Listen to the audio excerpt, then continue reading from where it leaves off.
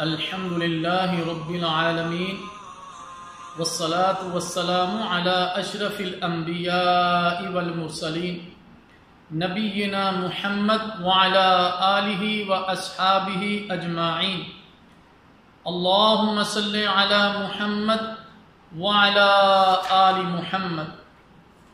محترم سامعین کرام، آج کی اس گفتگو میں ذی الحجہ کے 10 دنوں کی فضیلت کو ذکر کیا جائے گا اور ان میں کیے جانے والے اعمال بھی آپ احباب کے سامنے بیان کیے جائیں گے۔ اللہ تعالیٰ جل شانہ سے دعا ہے کہ اللہ تعالیٰ ہمیں سمجھنے کی اور عمل کرنے کی توفیق عطا فرمائے۔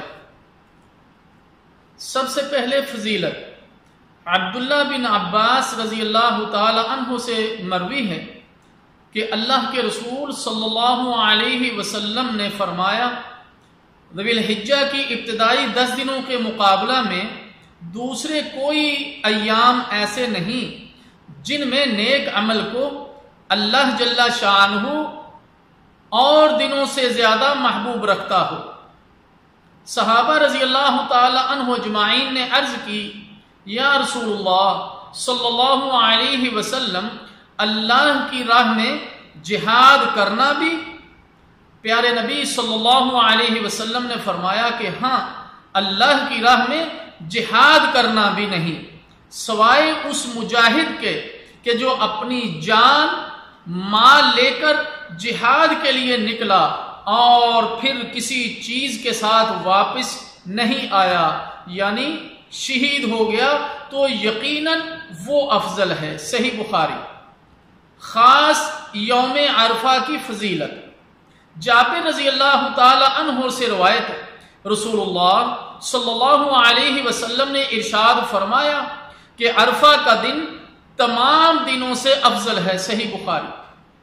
صحیح مسلم کی ایک دوسری حدیث میں اللہ کے رسول صلی اللہ علیہ وسلم نے فرمایا کہ عرفہ کے دن کا روزہ گزشتہ اور آئندہ سال کے گناہوں کا کفارہ بن جاتا ہے۔ صحیح مسلم کتاب الصیام۔ ان 10 دنوں میں کیے جانے والے اعمال: نمبر 1، حج و عمرے کی ادائیگی۔ رسول اللہ صلی اللہ علیہ وسلم نے فرمایا کہ ایک عمرہ دوسرے عمرے تک درمیانی مدت کے گناہوں کا کفارہ بن جاتا ہے، اور حج مبرور کی جزا جنت ہی ہے۔ صحیح بخاری۔ میرے محترم دوستو، جیسا کہ آپ جانتے ہیں کہ اس وقت دنیا میں وبائی امراض جو ہے کرونا کے نام سے جس کو منسوب کیا جاتا ہے، وہ پوری دنیا کو اپنے لپیٹ میں لیے ہوئے ہیں۔ تو اس لیے سعودی حکومت نے محدود دائرے کے اندر اور احتیاطی تدابیر کے ساتھ چند ہزار کو حج کرنے کی اجازت دی ہے۔ جو پوری دنیا کے اندر مسلمان بسنے والے ہیں، جنہوں نے حج کی نیت کی تھی، ہم اللہ سے دعا کرتے ہیں کہ اللہ تعالیٰ جل شانہ ان کی ان نیتوں کو قبول فرمائے اور اللہ ان کو استقامت والی، ایمان والی، صحت والی زندگی عطا فرمائے تاکہ وہ آئندہ سال حج کو ادا کر سکیں باذن اللہ تعالی۔ نمبر 2، ان ایام میں جس قدر ہو سکے روزے رکھنا چاہیے، کیونکہ حدیث قدسی میں اللہ تعالیٰ جل شانہ فرماتا ہے، روزہ میرے لیے ہے اور میں ہی اس کا بدلہ دوں گا۔ صحیح بخاری اور صحیح مسلم کی ایک دوسری روایت میں ہے کہ جو اللہ تعالیٰ کی راہ میں ایک دن بھی روزہ رکھ لے تو اللہ تعالیٰ جل شانہ اس کے چہرے کو آگ سے 70 سال کی مسافت دور کر دیتا ہے۔ خاص کر عرفہ کے دن کا روزہ بہت ہی اہم ہے، جو 1 سال قبل اور 1 سال بعد کے گناہوں کا کفارہ بن جاتا ہے۔ حجاج کرام اس روزے کو نہیں رکھیں گے اس لیے کہ وہ سفر میں ہیں۔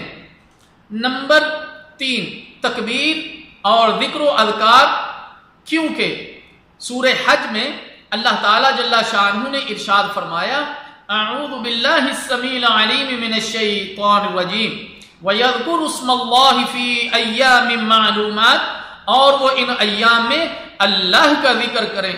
مفسرین نے ان ایام سے ذی الحجہ کے 10 دن مراد لیے ہیں۔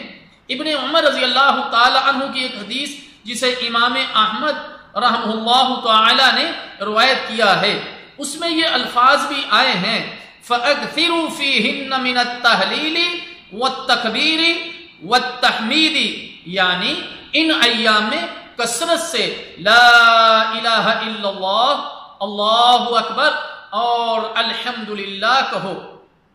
امام بخاری رحمہ اللہ تعالی نے ذکر کیا ہے کہ عبداللہ ابن عمر اور ابو ہریرہ رضی اللہ تعالی عنہ اجمعین ان 10 دنوں میں بازار کی طرف نکلتے اور تکبیر کہتے، اور دوسرے لوگ بھی ان کی تکبیریں سن کر تکبیریں کہتے۔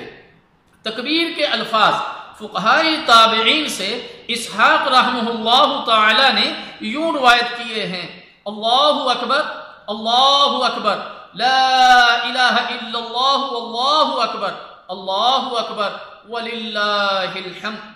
نمبر 4، تمام معاصی اور گناہوں سے توبہ کرنا اور انہیں چھوڑنے کا عہد کرنا تاکہ اعمال صالحہ پر اللہ تعالیٰ کی رحمت اور مغفرت کا نزول ہو۔ نمبر 5، کثرت سے اعمال صالحہ کرنا اور نوافل ادا کرنا، نمازیں، صدقات، جہاد، قرآن کی تلاوت، امر بالمعروف اور نہی عن المنکر وغیرہ کرنا۔ نمبر 6، یوم نحر، قربانی کا دن اور ایام تشریق یعنی عید کے 3 دن بعد میں قربانی کرنا مشروع ہے، اور یہ قربانی سیدنا ابراہیم علیہ السلام کی سنت ہے جب اللہ تعالیٰ نے ان کے بیٹے کے بدلے میں ذبح عظیم عطا فرمایا۔ اللہ تعالیٰ کے رسول صلی اللہ علیہ وسلم سے ثابت ہے کہ رسول اللہ صلی اللہ علیہ وسلم نے 2 خوبصورت تندرست سینگوں والے مینڈوں کی قربانی اپنے ہاتھوں سے کی، بسم اللہ، اللہ اکبر کہا اور اپنا پاؤں ان کی گردن پہ رکھا، متفق علیہ، یہ حدیث ہے۔ اسی طرح میرے محترم دوستو، نمبر 7، بال اور ناخن کاٹنے سے پرہیز کرنا۔ صحیح مسلم میں ام سلمہ رضی اللہ تعالی عنہ سے مروی ہے کہ رسول اللہ صلی اللہ علیہ وسلم نے فرمایا کہ جب تم ذی الحجہ کا چاند دیکھو اور تم میں سے کوئی قربانی کرنا چاہتا ہو تو وہ اپنے بال اور اپنے ناخن نہ کاٹے۔ ایک روایت میں یوں بھی آیا ہے کہ وہ اپنے بال اور ناخن نہ کاٹے یہاں تک کہ قربانی کر لے۔ بال اور ناخن کاٹنے کی ممانعت حدیث کے ظاہری الفاظ سے یہی معلوم ہوتا ہے کہ یہ اس شخص کے ساتھ خاص ہے جو قربانی کا ارادہ رکھتا ہو، اس کے گھر کے باقی افراد کے لیے عام نہیں۔ ہاں، اگر گھر کے دوسرے افراد کے لیے بھی خاص قربانی ہو تو وہ علیحدہ بات ہے۔ نمبر 8، خصوصاً عید کے دن ہر مسلمان پر لازم ہے کہ وہ نماز عید کی ادائیگی اور خطبے میں حاضری نیز اس سے استفادے کا حریص ہو۔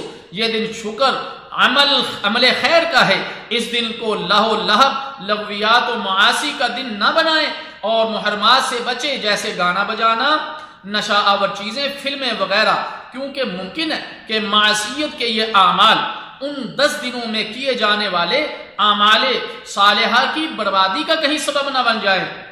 میرے محترم دوستو، ان مذکورہ باتوں کے علاوہ ہر مسلمان مرد و عورت کو چاہیے کہ ان ایام میں اللہ تعالیٰ کی اطاعت اور ذکر و شکر میں گزاریں اور ہر طرح کی منہیات سے پرہیز کریں۔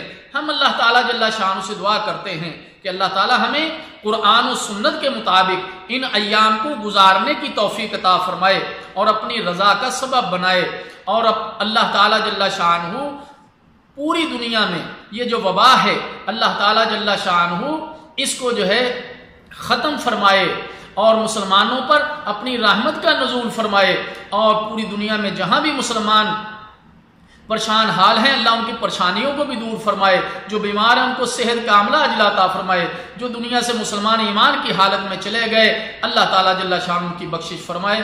جزاکم اللہ خیر، والسلام علیکم ورحمۃ اللہ وبرکاتہ۔